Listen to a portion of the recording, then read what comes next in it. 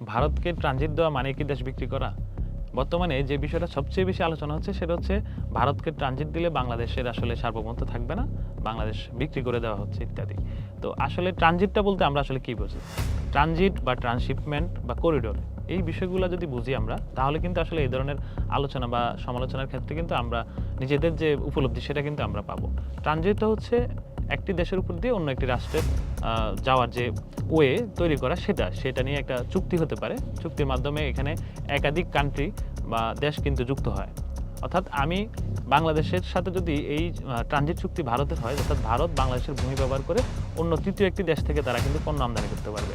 এবং একইভাবে বাংলাদেশ যদি ভারতের সাথে যদি ট্রানজিট চুক্তি করে, সেখানে কিন্তু বাংলাদেশ ভারতের ভূমি ব্যবহার করে অন্য তৃতীয় একটি দেশ থেকে পণ্য আমদানি করতে পারবে। অর্থাৎ বাংলাদেশ যেমন ভারতের ভূমি ব্যবহার করে ইতিমধ্যে আমরা বাংলাদেশ থেকে পণ্য যাচ্ছে কোথায়? ভুটানে যাচ্ছে, আমাদের হচ্ছে নেপালে যাচ্ছে, এবং এর মাধ্যমে কিন্তু বাংলাদেশের যে ব্যবসায়িক খাত রয়েছে, বাংলাদেশের যে ব্যবসায়ীরা রয়েছে তারা কিন্তু উপকৃত হচ্ছে। অর্থাৎ সার্বিকভাবে বাংলাদেশ কিন্তু বৈদেশিক মুদ্রা অর্জন করছে। আর ট্রান্সশিপমেন্ট যে বিষয়টা সেটা হচ্ছে বাংলাদেশের সাথে ভারতের যে যোগাযোগ, সেটা দুই দেশের চুক্তির মাধ্যমে হবে। এখানেও কিন্তু বাংলাদেশ বা যেই দেশের মধ্য দিয়ে এই যোগাযোগটা হবে তারা কিন্তু উপকৃত হবে। কীভাবে? এখানে একটা নির্ধারিত টোল রয়েছে, যে টোলটা দিয়েই কিন্তু ওই দেশটি কিন্তু এই রুটটি ব্যবহার করবে, যার ফলে কিন্তু যে দেশের এই রুট ব্যবহার করবে তারা কিন্তু উপকৃত হবে। তো ভারত যদি বাংলাদেশের রুট ব্যবহার করে, বাংলাদেশের রোড কনস্ট্রাকশন বা আমাদের যে অবকাঠামো রয়েছে সেগুলো যদি তারা ব্যবহার করে তাদের ব্যবসা বাণিজ্য এখান থেকে পরিচালনা করে আমাদের এই রুটগুলো দিয়ে, তাহলে কিন্তু বাংলাদেশ ভারত থেকে একটি বিপুল অঙ্কের বলা যায় যে মাসুল বা যেটা হচ্ছে টোল বলা হয়, সেটা কিন্তু বাংলাদেশ অর্জন করবে। আর করিডোরের ক্ষেত্রে এখনও বাংলাদেশ কিন্তু করিডোর এখনও প্রদান করেনি, যেটা আলোচনার পর্যায়ে রয়েছে। তো এই বিষয়টা আমরা যদি ইউরোপ আমেরিকার দিকে দেখি, আমরা ইউরোপের বিভিন্ন দেশ কিন্তু ট্রানজিট চুক্তি রয়েছে তাদের, এক দেশ অন্য দেশের সাথে ব্যবসা বাণিজ্য করছে এবং মাঝে হয়তো অন্য আরেকটা দেশকে, তৃতীয় দেশকে তারা রুট হিসেবে ব্যবহার করছে। সেখানে তাদের ব্যবসা বাণিজ্য বা তাদের চিকিৎসা, ভ্রমণ ইত্যাদি কিন্তু তারা নির্বিঘ্নে করে যাচ্ছে, যেখানে আসলে কোনো ধরনের সমস্যা হচ্ছে না। তাদের প্রত্যেকটা দেশের সার্বভৌমত্ব রয়েছে, প্রত্যেকটা দেশের নিজস্ব সংস্কৃতি এবং তাদের যে রাষ্ট্র সেটা কিন্তু বিদ্যমান ব্যবস্থায় টিকে রয়েছে। তার মানে ট্রানজিট দিলেই যে আমাদের সার্বভৌমত্ব চলে যাবে, বিষয়টা কিন্তু এরকম নয়। কারণ হচ্ছে আপনি দেখেন যে ইউরোপের প্রত্যেকটা দেশ কিন্তু ট্রানজিটের চুক্তির আওতায় রয়েছে, কিন্তু তারপরেও কিন্তু সেখানে কিন্তু কোনো দেশের কিন্তু সার্বভৌমত্ব নিয়ে সমস্যা নেই। তো বাংলাদেশ যদি ভারতকে ট্রানজিট দেয়, সেখানে কিন্তু বাংলাদেশের সার্বভৌমত্ব নিয়ে কখনোই সমস্যা হওয়ার কথা না। এবং কারণ হচ্ছে বাংলাদেশ শুধু ভারতকে ট্রানজিট দিবে বিষয়টা এরকম না, ভারতও কিন্তু বাংলাদেশকে ট্রানজিট দেবে। কীভাবে? সেটা হচ্ছে বাংলাদেশের সাথে যে নেপালের যে এবং ভুটানের যে যোগাযোগ ব্যবস্থা রয়েছে, সেটা আমাদেরকে যদি ব্যবসায়িক কারণে যদি অথবা যে কোনো কারণে যদি আমরা নেপাল এবং ভুটান যেতে হয়, তাহলে কিন্তু আমরা ভারতকে ট্রানজিট হিসেবে ব্যবহার করেই সেখানে যেতে হবে। যেটা নিয়ে কিন্তু ইতিপূর্বে একটা চুক্তি করার চেষ্টা চলছিল, যেখানে ভুটান অনুসমর্থন না দেওয়ার কারণে সেই চুক্তিটা হয়নি। সেটাকে সংক্ষেপে BBIN বলা হয়, অর্থাৎ বাংলাদেশ, ভারত এবং ভুটান, নেপাল, এই চারটা দেশের এই চুক্তিটা করার কথা। বাংলাদেশ, ভারত, নেপাল এবং ভুটান, এই চারটা দেশের এই চুক্তিটা করার কথা। যে চুক্তি হলে বাংলাদেশ থেকে পণ্য ভারতের ভূমি ব্যবহার করে নেপালে যাবে, বাংলাদেশ থেকে পণ্য ভারতের ভূমি ব্যবহার করে ভুটানে যাবে।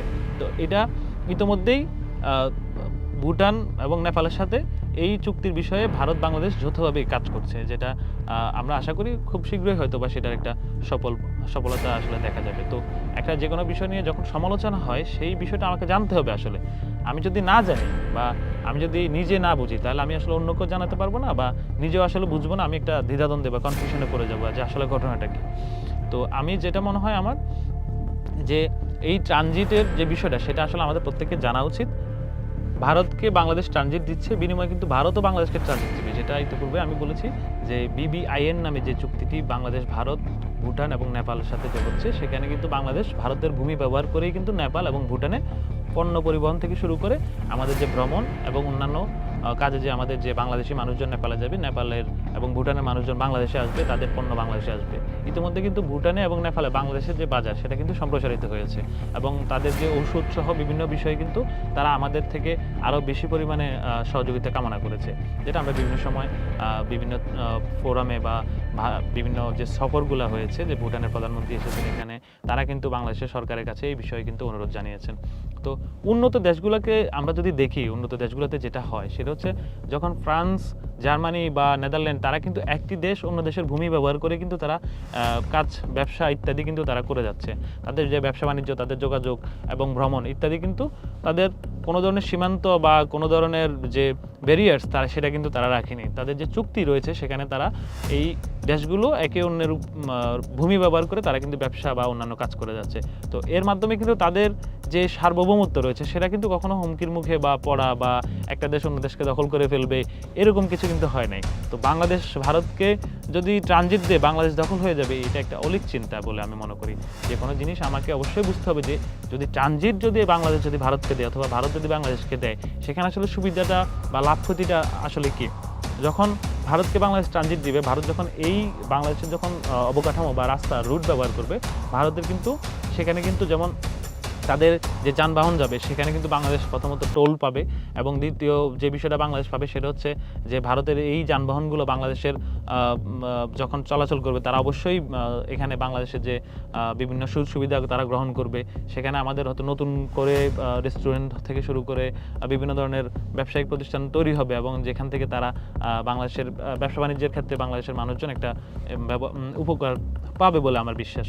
এছাড়া এই ভারতের যে ট্রানজিট দেওয়ার ফলে আমাদের যে নৌ স্থলবন্দরগুলো ব্যবহার করা হবে সেখানে কিন্তু আমাদের লোড আনলোড থেকে শুরু করে বিভিন্ন প্রক্রিয়ার সাথে জড়িত মানুষজনের নতুন করে কর্মসংস্থানের সৃষ্টি হবে বলে আমি মনে করি। এবং আমাদের মাননীয় প্রধানমন্ত্রী শেখ হাসিনা ইতিমধ্যেই সম্প্রতি একটি সংবাদ সম্মেলনে বলেছেন যে উন্নত দেশগুলোতে তিনি একই উদাহরণ দিয়েছেন যে উন্নত দেশগুলো যেখানে একে অন্যের সাথে ট্রানজিট দিচ্ছে এবং ট্রানজিটের মাধ্যমে তারা পরিচালনা করছে এবং তারা এতটা উন্নত, সেখানে আমরা ট্রানজিট দিলে আসলে ক্ষতি কী। এখানে ট্রানজিট ভারতকে শুধু বাংলাদেশ দিবে না, ভারতও কিন্তু বাংলাদেশকে দিবে। এছাড়া আরেকটা বিষয় লক্ষণীয় সেটা হচ্ছে 2007 সালে বাংলাদেশ যে ট্রান্স এশিয়ান যে রেলওয়ে যে চুক্তি ছিল সেটা কিন্তু সেখানে কিন্তু বাংলাদেশ স্বাক্ষর করেছে এবং যেখানে ভারত, বাংলাদেশ এবং চায়না, মালয়েশিয়া সহ বিভিন্ন দেশ কিন্তু যুক্ত হচ্ছে, মায়ানমার। তো এই চুক্তিটা যদি কার্যকর করতে হয় সেখানে কিন্তু বাংলাদেশকে যদি ভারতকে যদি ট্রানজিট না দেয় সেটা কিন্তু সম্ভব না, কারণ বাংলাদেশের স্থলপথে খুবই অল্প কিছু এরিয়া বাদ দিয়ে বাকি সবই কিন্তু ভারত বেষ্টিত। তো সুতরাং আমি মনে করি ভারতকে আমরা যদি ট্রানজিট দিই সেক্ষেত্রে আমরা যেমন ব্যবসায়িক ক্ষেত্রে উপকার ভোগ করব, এছাড়া আমরাও ভারতের থেকে যে ট্রানজিট পাবো সেটার মাধ্যমে আমরা নেপাল, ভুটান সহ আমাদের যে অন্যান্য দেশগুলো যে ট্রান্স এশিয়ান যে হাইওয়ে বা কথা বলা হচ্ছে সেখানেও কিন্তু বাংলাদেশ একটা ভালো সুযোগ সুবিধা লাভ করবো বলে আমার বিশ্বাস। তো সেটা আমরা সামাজিক যোগাযোগ মাধ্যমে যখনই কোনো ধরনের অপপ্রচার দেখি বা কোনো ধরনের একটি বিষয় যখন দেখি সেটা অবশ্যই আমাদের যাচাই বাছাই করা উচিত যে আসলে এখানে আমাদের বাংলাদেশের লাভ কতটুকু বা ক্ষতি কতটুকু। না জেনে আসলে আমরা কোনো একটা বিষয়ে মন্তব্য করা বা বিশ্বাস পোষণ করা, সমালোচনা করা সেটা আসলে কোনোভাবেই কাম্য নয়।